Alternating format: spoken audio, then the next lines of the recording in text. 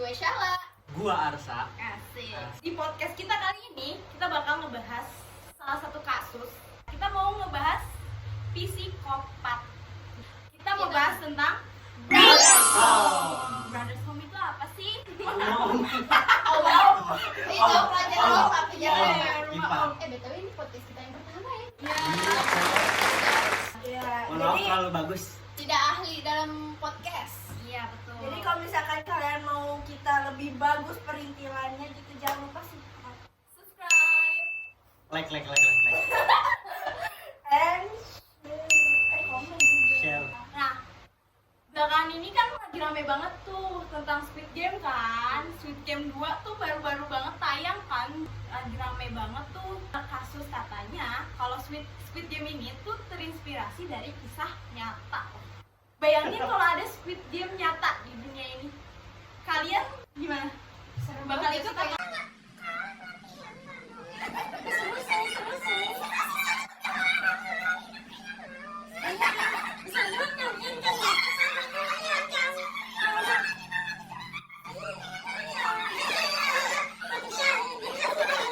Brothers Home ini itu terjadi di Korea Selatan di tahun 1980-an. Perekonomian Korea Selatan itu lagi berkembang pesat. Mereka dicoba mengobati diri setelah Perang Korea tahun 1950-an. Korea Selatan itu kan menjadi tuan rumah ya saat itu. Pemerintah Korea Selatan tuh harus bersiap-siap dong. Jangan sampai malu-maluin kan. Salah satu masalah yang akan mereka handle itu adalah untuk memastikan jalanan-jalanan di Korea Selatan itu bersih, rapi, biar kelihatan sama turis-turis tuh wow gitu kan. Nah, pada salah satu masalah yang dilihat sama pemerintah pada saat itu kok banyak banget orang yang tunawisma, gak punya rumah. Karena adanya masalah tersebut gitu kan, Korea Selatan tuh membuat fasilitas kesejahteraan yang banyak tersebar di Korea Selatan. Fasilitas ini akan memberikan para tunawisma untuk tinggal, ditambah pelatihan keterampilan dan rehabilitasi lalu mereka siap untuk kembali ke masyarakat. Jadi kayak tempat pelatihan supaya mereka kembali ke hidup normalnya. Jadi pemerintah tuh waktu itu berharap orang-orang yang keluar dari pelatihan ini bisa punya hidup yang lebih layak gitu daripada sebelumnya kan. Fasilitas ini tuh ada puluhan gitu tersebar di Purwakarta. Berarti kayak bukan di satu tempat dong, jadi kayak banyak tempat gitu ya. Luas Sebenarnya gimana bukan ya? luas tempatnya juga sih, tapi karena banyak tunawismanya juga kan sih, jadi mereka bikin banyak tempat. Iya. Jadi kayak kalau di Purwakarta misalnya di sini ada, di Rawa juga ada. Di Munjul. Oh iya, di Munjul. Alun-alun. kan banyak tuh. Nah, ada satu dari puluhan fasilitas yang bernama Hyongjae-pok. Depok. Nanti dibenerin ya editor.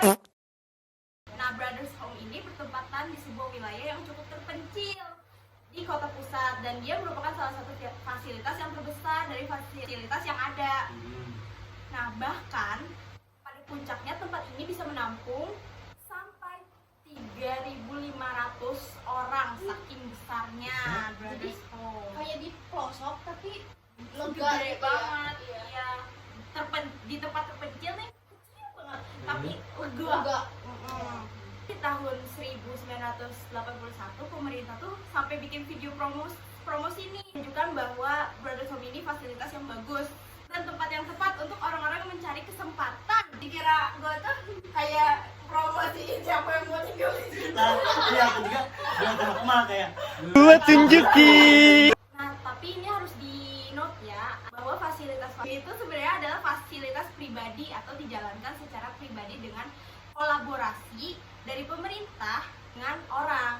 Bahkan Brothers Home ini dimiliki sama seseorang yang bekas anggota militer. Jadi bukan punya benar-benar top punya pemerintah gitu, bukan, karena ada kolaborasinya sama orang. Jadi kayak si tempat pemerintah si orang itu yang punya tempatnya, pemerintah yang membantu buat mendanai. Tadi kan dia dari militer, tapi dia nih sekaligus petinju, jadi mantan petinju gitu. Asal juga petinju. Yang penting nih guys, makin banyak orang yang bisa ditampung sama satu fasilitas, semakin banyak juga uang subsidi yang didapatkan dari pemerintah. Ini yang mulai ke kasusnya deh. Kasus.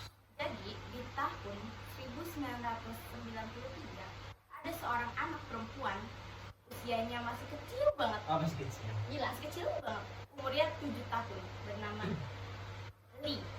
Suatu hari Lee sama adiknya itu lagi main-main di rumah, di luar rumah berdua aja main-mainnya. Tiba-tiba didatengin sama seseorang polisi. Polisinya bilang sama Lee, "Hei, kamu ngapain di sini?"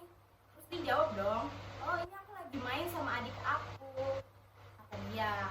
Terus Pak polisi bilangnya, "Oh yaudah, ayo ikut bapak ke kantor polisi. Nanti kita antar kalian pulang ke rumah." Walaupun dia masih kecil, dia tahu bahwa anggota polisi. Jadi dia tahu kan polisi itu jatuhnya kita bilangnya orang baik kan, Iya. orang yang mau menolong gitu kan. Iya. Jadi Lee percaya aja sama si bapak ini, akhirnya ikutin sama si bapak itu. Nah, akhirnya Lee dibawa, terus percaya. Beberapa jam minta untuk duduk di kantor polisi. Sang polisi tuh bilang, "Oke, ayo sekarang kita antar kamu ke rumah." Polisi tuh bilang, "Ya, adiknya udah siap gitu kan untuk diantar ke rumah." Pas diajak ke rumah tuh ternyata sampai rumah penculikan, ya kan, maksudnya penculikan. Tahu nggak dibawanya kemana? Ke Brothers Home, ke tempat fasilitas orang yang nggak punya rumah. Tapi kan posisinya si anak itu punya rumah kan, jatuhnya dia diculik kan. Iya. Jadi salah satu faktor utamanya di sini tuh dari polisi tuh kayaknya ada kerjasama dari itu supaya Tapi itu benar-benar polisi atau polisi, atau- karena beneran datang Aja ke gitu kantor ya. polisi. Apa? Cut dulu. Dulu Ada sih paket maksudnya- guys.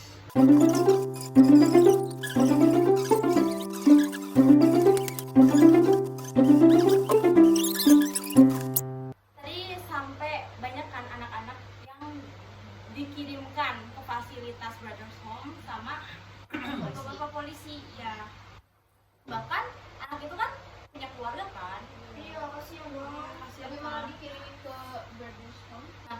Sesampainya mereka di sana, mereka langsung melihat beton tembok yang sangat tinggi, besar. Terus ramai sama sekelompok orang yang memegang tongkat, kayak tongkat bisbol gitu yang gede Iya gitu kan. tahu. Nah, Iya, iya. kayak banyak banget orang yang megang-megang tongkat kayak gitu. Dan bahkan diceritakan orang-orang yang dulu di sana bahwa para penjaga itu langsung memukuli orang-orang yang baru datang. Ah, Dipukuli, Baru baru datang udah dikasih sambutan. hangat. Ya kan hangat. Sangat lah itu. awalnya kesan-kesannya nyeri. Iya ya. Orang-orang yang baru datang dan mereka menyuruh orang-orang itu untuk menunduk sambil memukul para orang itu. Petugas bilang, ngapain kalian di sini? Selanjutnya orang-orang yang baru datang itu rambutnya dicukur sampai botak. Jadi TNI dong. Ya, bener-bener Kalau masih di semuanya Indonesia jadi TNI ya. Seleksi TNI. Kalau yang masih sekolah masih mekur kali. lalu mereka difoto kayak megang papan gitu, jadi kayak Oh, yang kayak ini dong, kayak napi dong. kayak napi. Saya pencuri gitu. Kayak Apa sih?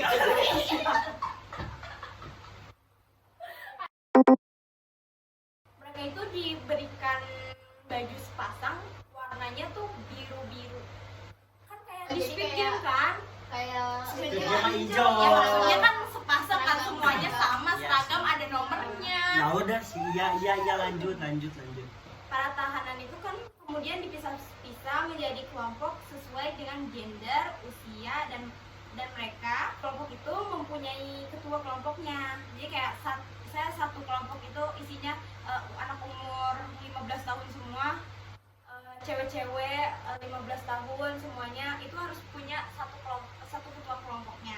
Ternyata dipilih sama petugas berdasarkan siapa yang paling berperilaku baik, dan ketika mereka sudah dipilih menjadi ketua peton nyebutnya. Peleton ya sih. Peleton ya, peleton tuh apa? Peleton tuh kayak barisan. Ya udah berarti ketua peleton. Siap, anak basket. Ya, jadi ketua peleton ini boleh ngapain aja, mukulin, nyakitin, Disiplin.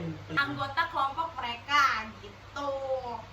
Mereka kemudian diarahkan ke dalam ruangan-ruangan yang mirip banget sama sel penjara, pintunya dari jeruji. Jadi kayak Iya, kita di penjara. Nah kayak gitu. Dalam sel-sel itu terdapat bunk beds, tempat tidur tingkat yang banyak banget. Jujur bikin merinding katanya. Tempat tidur tingkat berarti kayak yang di Squid Game juga. Iya. Itu Kalau bener-bener misalnya- kayak kalau kayak misalnya di yang Squid tidur, Game katanya. kalau misalnya yang tidur paling atas itu sekali ngeguling udah langsung tereliminasi ya. Iya, bener lagi. tanpa ada sambutan apapun langsung tiba-tiba bunuh Diri diri. Yoi, main Lebih belum mati mending gitu udah. kan. Kalau lagi stres kan mending tidur kan. Kalau gak sengaja kan gak belum sadar kalau mati. Rafael nanti tidur bangun langsung bawa tas. Kita bingung dong. Kita bingung kan kenapa anak-anak yang tidak bersalah tadi, tidak punya masalah sama sekali, itu kenapa dibawa ke Brothers Home. Ternyata Kurangan gak sih biasanya? Wah. Kurang internaulis. Kekurangan member. Memang Iya kan? Apa member? Harusnya tadi kan aku juga bilang kan, semakin banyak orang yang berada di dalam fasilitas itu, semakin banyak juga anggaran yang dikasih sama pemerintah kan. Nah jadi Lagi butuh duit. Lagi BU. itu gak sih apa namanya termasuknya kayak korupsi nggak sih? Iya kan? Tapi kasian banget gak sih korbanin orang-orang yang gak bersalah itu? Orang baru datang digebukin dia yang Dia orang kayak gebukin gitu itu mah yang uang. mana ada kasihannya. Nah jadi di sana tuh banyak banget kan orang-orang di sana itu yang bener-bener jadi di kayak kerja paksa, kayak bener-bener yang kayak anak kecil, anak-anak remaja di sana tuh yang harusnya diajari untuk kerja gitu ya, tapi jatuhnya ini malah kerja paksa. Kayak mereka bisa sehari itu ngerjain satu bangunan dalam satu hari gitu, satu bangunan dalam satu hari. Bayangin ya, kayak ngangkat beton gitu, ngangkat Iya kesukaan di sekolah aja kerjaan. yang berat-berat Aku gitu butuh ya, kerjaan, aku butuh tantangan. Ini cocok banget. infoloker Harus. Tapi intinya. kasus itu tuh ketahuan gak sih sama orang-orang di luar sana? Kan terpencil guys. Harusnya ketahuan guys. Ada salah satu orang. Nah jadi karena ada satu orang yang kepo, jadi orang ini keponya itu membawa berkah untuk orang-orang di sana. Jadi si orang ini tuh kepo kan di Brothers Home itu mereka ngapain aja, karena kok kayak kok jempling banget, nggak ada apa-apa nih, nggak kelihatan kayak lagi ngapa-ngapain di sana tuh, ngapain aja, pengen kan masuk ke sana. Ternyata ketat banget keamanannya, kayak nggak boleh, no. Akhirnya makin kepo dong, semakin kayak nggak lo nggak boleh tahu. Gue pengen tahu gimana dong, kepo kan. Akhirnya dia mengulik-ngulik hingga dalam tentang Brothers Home, hingga dia menemukan banyak sekali bukti-bukti, mulai dari anak yang hilang, yang awalnya tidak hilang menjadi hilang, yang katanya kena kasus diculik tapi tidak ditemukan penculiknya siapa. Itu ternyata semuanya ada di Brothers Home. Tapi sebenarnya itu terancam gak sih kalau jadi orang yang namanya gitu? Kan kayak malah jadi kayak bakal diincer gitu dia ya. diincer kan. Kalau misalkan dia kayak ngajakin banyak orang gitu untuk nyari tahu, ayo kita cari tahu bareng-bareng dalam sana ada apa. Karena curiga banget kan. Dan baru itu bakal lama. Tapi kalau misalkan sendiri, bener-bener ngotot terus dia cari tahu sendiri, itu pasti langsung dibunuh di tempat itu juga pasti. Iya sih. Dan itu orang ini pintar. Alhamdulillah aja. Ujungnya Bersyukur nggak ya. ini ya, nggak lapor ke polisi. Kalau lapor ke polisi dia dibawa ke Brothers Home. Iya iya.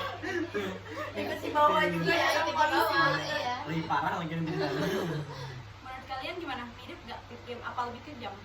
Ini lebih kejam Lebih sih. kejam sih. Soalnya Soalnya kayak di anak-anak dari si anak-anak. Kalau Squid Game kan jatuhnya kita Kayak Permainan, dikasih permainan. ini juga kan Pilihan. pilihan. Kayak enggak. Nah jadi gitu deh kesimpulannya cerita Brothers Home yang lagi rame banget nih dibahas sama netizen, karena kan kayak ternyata ada yang mirip gitu ceritanya sama Squid Game. Tapi itu sebenarnya ceritanya mirip-mirip gak mirip ya. Kalau misalnya di Squid Game itu kayak ya game gitu ya. Kalau misalnya di Brothers Home itu kayak kerja paksa, tapi sama-sama mati sih.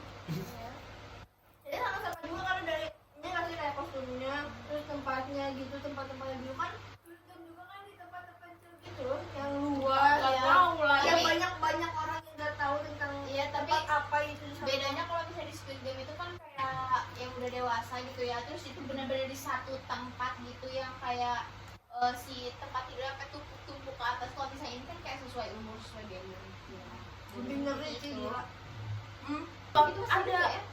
ada yang masih hidup ternyata, orang-orang dari yang pernah tertangkap di Brothers Home itu ada yang masih hidup.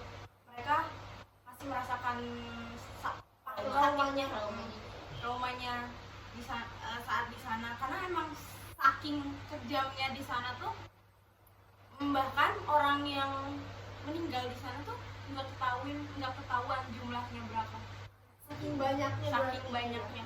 Bahkan bangunan Brothers Home ini, bangunannya saat dihancurkan banyak banget tengkorak-tengkorak yang udah lama. Terus itu kalau misalnya kayak yang udah dewasa yang dipukulin itu, kalau anak kecil itu gimana? Dipukulin itu? semuanya sama. Di pekerjaan juga. Kalau kerjanya gak bener gimana? Kan masih kecil. Ya mau gak mau dibunuh dong. Mereka pasti bakal tega. Soalnya mereka gak mandang apa-apa di sini sono. Yang mereka pikirin kan cuma jumlah mereka doang kan. Uang cuy, uang cuy, uang. Ya, segitu aja dari kita.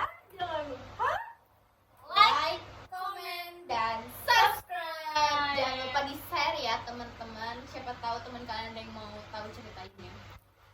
Boleh juga nih komen-komen kayak kalian Pendapat lucu kalian gitu. deh podcastnya, bikin Eh, lagi Amin. dong.